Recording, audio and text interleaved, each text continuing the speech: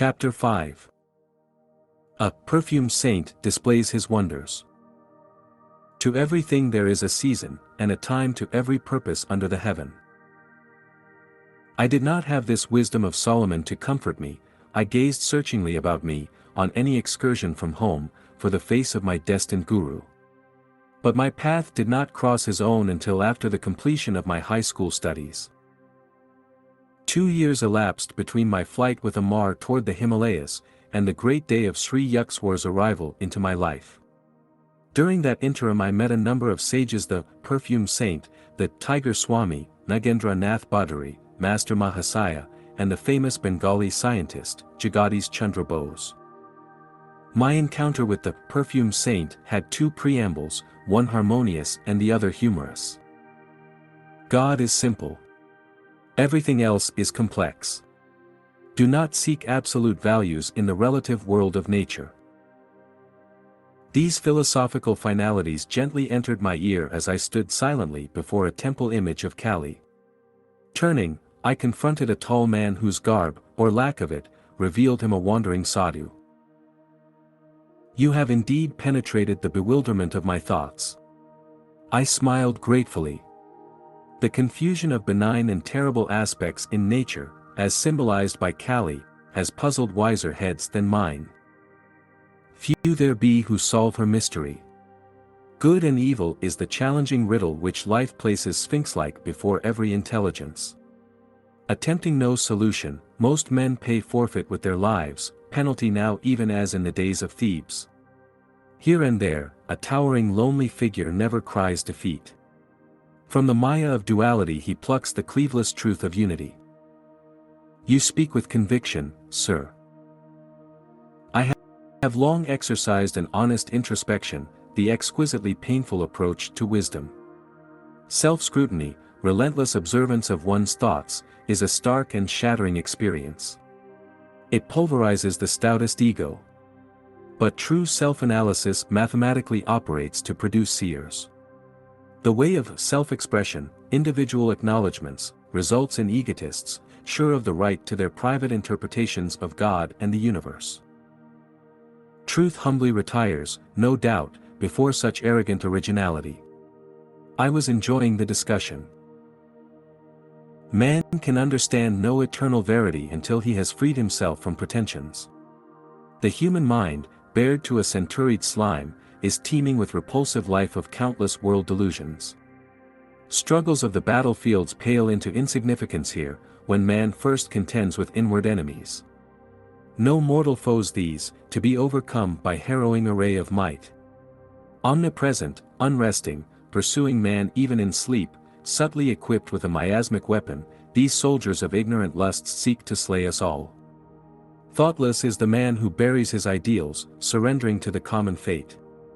Can he seem other than impotent, wooden, ignominious? Respected sir, have you no sympathy for the bewildered masses? The sage was silent for a moment, then answered obliquely. To love both the invisible God, repository of all virtues, and visible man, apparently possessed of none, is often baffling. But ingenuity is equal to the maze. Inner research soon exposes a unity in all human minds, the stalwart kinship of selfish motive. In one sense at least, the brotherhood of man stands revealed. An aghast humility follows this leveling discovery. It ripens into compassion for one's fellows, blind to the healing potencies of the soul awaiting exploration. The saints of every age, sir, have felt like yourself for the sorrows of the world. Only the shallow man loses responsiveness to the woes of others' lives, as he sinks into narrow suffering of his own. The sadhu's austere face was noticeably softened. The one who practices a scalpel self-dissection will know an expansion of universal pity. Release is given him from the deafening demands of his ego. The love of God flowers on such soil. The creature finally turns to his Creator, if for no other reason than to ask in anguish, "Why, Lord, why?" By ignoble whips of pain, man is driven at last into the infinite presence, whose beauty alone should lure him. The sage and I were present in Calcutta's Kalighat temple, whither I had gone to view its famed magnificence. With a sweeping gesture, my chance companion dismissed the ornate dignity. Bricks and mortar sing us no audible tune, the heart opens only to the human chant of being. We strolled to the inviting sunshine at the entrance, where throngs of devotees were passing to and fro. "You are young." The sage surveyed me thoughtfully. "India too is young."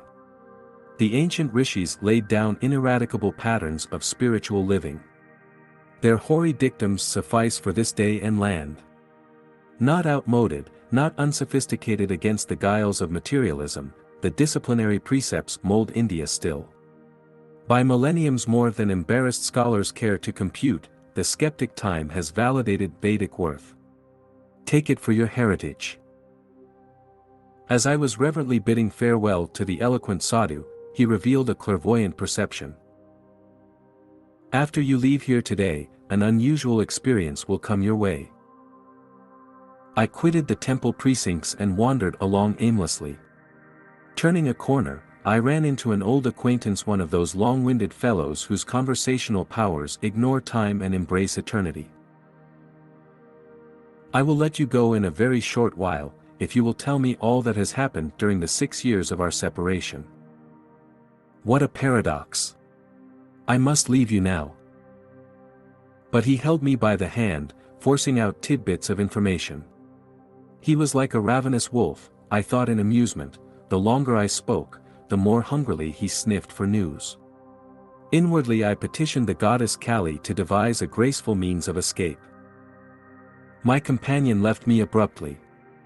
I sighed with relief and doubled my pace, dreading any relapse into the garrulous fever. Hearing rapid footsteps behind me, I quickened my speed. I dared not look back. But with a bound, the youth rejoined me, jovially clasping my shoulder. "I forgot to tell you of Ganda Baba, perfume saint, who is gracing yonder house." He pointed to a dwelling a few yards distant. "Do meet him, he is interesting. You may have an unusual experience. Goodbye," and he actually left me. The similarly worded prediction of the sadhu at Calcutta temple flashed to my mind. Definitely intrigued, I entered the house and was ushered into a commodious parlor. A crowd of people were sitting, Orient-wise, here and there on a thick orange-colored carpet.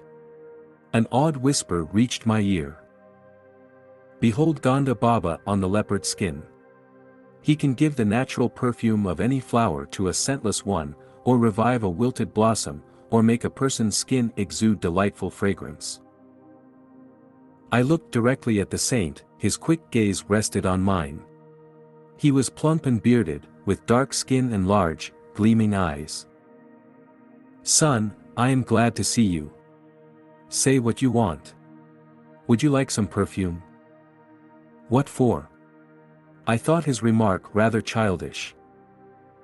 "To experience the miraculous way of enjoying perfumes. Harnessing God to make odors."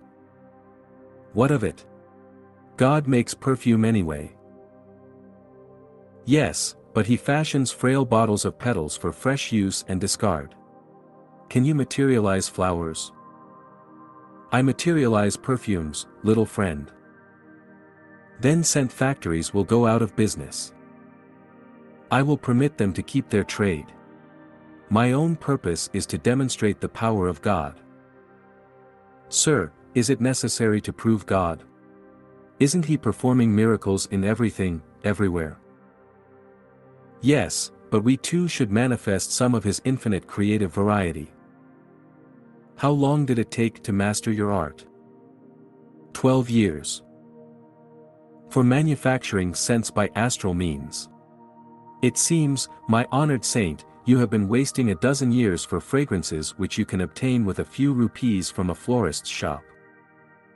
"Perfumes fade with flowers. Perfumes fade with death. Why should I desire that which pleases the body only?" "Mr. Philosopher, you please my mind. Now, stretch forth your right hand." He made a gesture of blessing. I was a few feet away from Ganda Baba, no one else was near enough to contact my body. I extended my hand, which the yogi did not touch.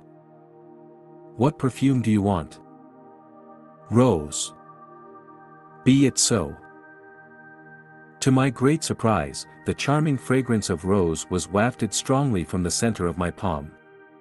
I smilingly took a large white scentless flower from a nearby vase. "Can this odorless blossom be permeated with jasmine?" "Be it so." A jasmine fragrance instantly shot from the petals. I thanked the wonder-worker and seated myself by one of his students. He informed me that Gonda Baba, whose proper name was Vishuddhananda, had learned many astonishing yoga secrets from a master in Tibet. The Tibetan yogi, I was assured, had attained the age of over 1,000 years. His disciple Gonda Baba does not always perform his perfume feats in the simple verbal manner you have just witnessed. The student spoke with obvious pride in his master. His procedure differs widely, to accord with diversity in temperaments. He is marvelous. Many members of the Calcutta intelligentsia are among his followers. I inwardly resolved not to add myself to their number. A guru too literally marvelous was not to my liking. With polite thanks to Gonda Baba, I departed. Sauntering home, I reflected on the 3 varied encounters the day had brought forth. My sister Uma met me as I entered our 𝑺𝙧𝒊𝙩𝒉 road door. "You are getting quite stylish, using perfumes." Without a word, I motioned her to smell my hand. What an attractive rose fragrance. It is unusually strong. Thinking it was strongly unusual, I silently placed the astrally scented blossom under her nostrils. "Oh, I love jasmine." She seized the flower. A ludicrous bafflement passed over her face as she repeatedly sniffed the odor of jasmine from a type of flower she well knew to be scentless. Her reactions disarmed my suspicion that Gonda Baba had induced an autosuggestive state whereby I alone could detect the fragrances. Later I heard from a friend, 𝒀𝒊𝙁, that the perfume saint had a power which I wish were possessed by the starving millions of Asia and, today, of Europe as well. I was present with 100 other guests at Gonda Baba's home in Burdwan, 𝒀𝒊𝙁 told me. It was a gala occasion.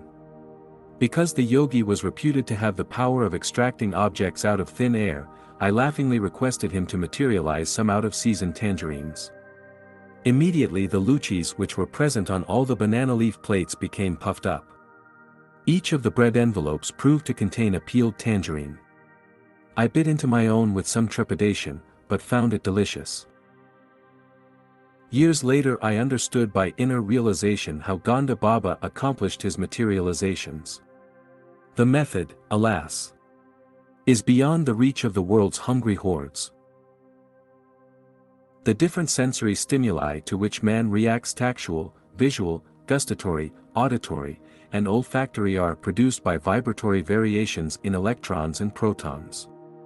The vibrations in turn are regulated by lifetrons, subtle life forces or finer than atomic energies intelligently charged with the 5 distinctive sensory idea substances.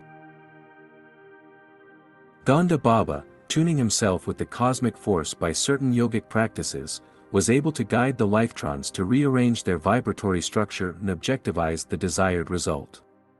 His perfume, fruit and other miracles were actual materializations of mundane vibrations, and not inner sensations hypnotically produced.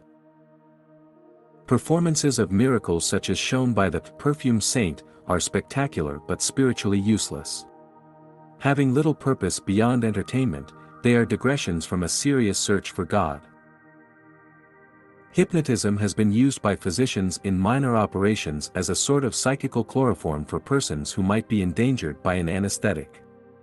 But a hypnotic state is harmful to those often subjected to it, a negative psychological effect ensues which in time deranges the brain cells. Hypnotism is trespass into the territory of another's consciousness. Its temporary phenomena have nothing in common with the miracles performed by men of divine realization. Awake in God, true saints effect changes in this dream world by means of a will harmoniously attuned to the creative cosmic dreamer. Ostentatious display of unusual powers are decried by masters. The Persian mystic, 𝒂𝒐𝙂, once laughed at certain fakirs who were proud of their miraculous powers over water, air, and space. A frog is also at home in the water. 𝒂𝒐𝙂 pointed out in gentle scorn. The crow and the vulture easily fly in the air, the devil is simultaneously present in the east and in the west.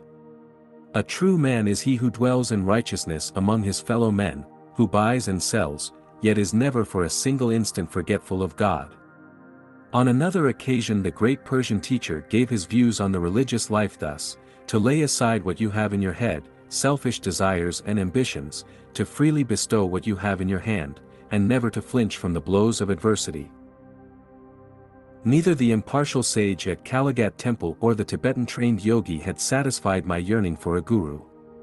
My heart needed no tutor for its recognitions, and cried its own bravos, the more resoundingly because unoften summoned from silence. When I finally met my master, he taught me by sublimity of example alone the measure of a true man.